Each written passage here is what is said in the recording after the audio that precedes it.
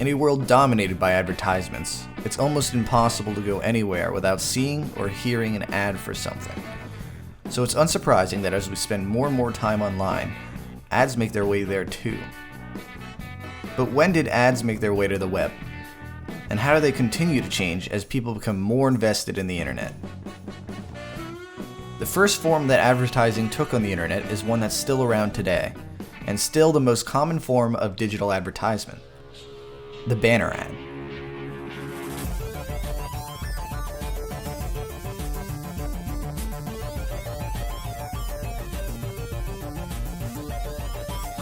In 1994, an offshoot of Wired magazine called Hotwired had a decently sized website that became the first commercial online magazine. Looking for a way to monetize the popularity of the website, the people behind Hotwired came up with an idea. They would section off a portion of their website to be sold to an advertiser. And for $30,000, AT&T became that advertiser. They created a banner, one that would entice viewers to click through sheer curiosity and bring them to a landing page for their online services. And it worked. The ad had a click-through rate of 44%, a smashing success compared to the 0.6% click-through rate of modern-day banner ads. And people took notice to this. It didn't take long for other popular websites to copy the model. Banner ads became commonplace on the internet, and are still around today. This would be the first step in online advertising. As banner ads became the norm, different companies and tools began to take shape to help advertisers become more targeted towards their audience.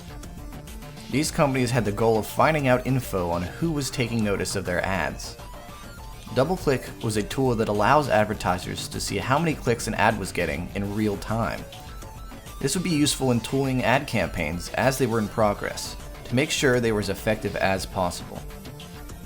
Coupled with the advent of businesses that would find desired audience websites, internet advertising had become a viable way for companies to get their messages out there. And although banner ads were everywhere, this was nothing new in addition to the already common barrage of advertisements in daily life. But then came the dark times.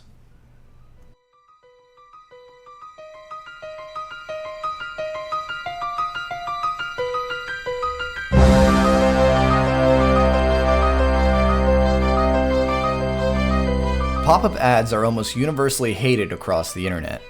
Even their creator, Ethan Zuckerman, has expressed his distaste of having created one of the internet's biggest missteps.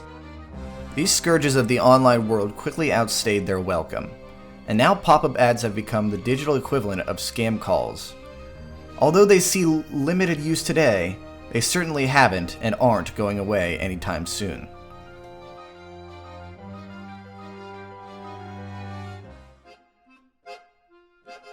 A few years would pass, and advertisers would look for further ways to reach their audience, and an up-and-coming social media platform would become the pioneer of digital advertising. Facebook started accepting advertisers in 2006 with standard advertising techniques laid out years ago. But in the eyes of Facebook's developers, they could take advertising to a new level of profitability.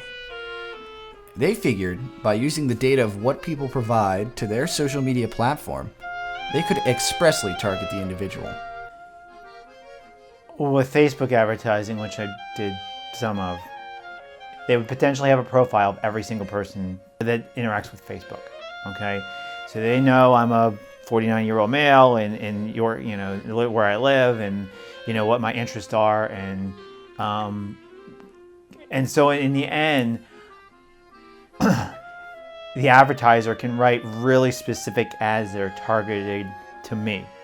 Okay, let's say there's I have 1,000 email addresses. I know these are my top customers. Okay, I did this. Okay, I pulled out my top customers, my top 1,000 customers, and I upload those to Facebook. If Facebook will be able to take those email addresses and match them with the Facebook profiles and know who my customers are, and then I can write ads. So maybe let's say I know those customers spend $1,000 a month with me, and if I can write ads that bring them back to me, and they now double their sales. The thing with Facebook is I can really drill down to the customer. Okay, and then you can do You can do a Facebook pixel, in which case it'll track it, and you can basically track people around the web. So that ad.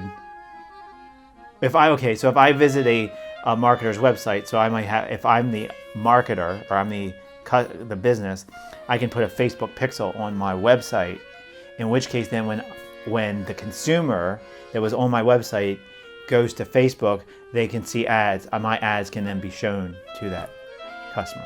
And the same Google, you can retarget the customers. You can retarget ads. So if the consumer goes to my website, Google's going to track that, and then I can continue as they jump around the web. To other sites, you can see that. So if you went to Amazon and search for flashlights, that you're going to continue to see flashlights show up for advertising as you jump around the web to other websites. Advertising will always exist as long as there are people who want to get their services out to the public. And with a world that is increasingly becoming more digital, we will continue to see ads coming in new forms, with new ways to try and reach people. With the power of these ads being held by only a select few companies, we can only hope they choose to make good decisions as we hold them responsible for their actions.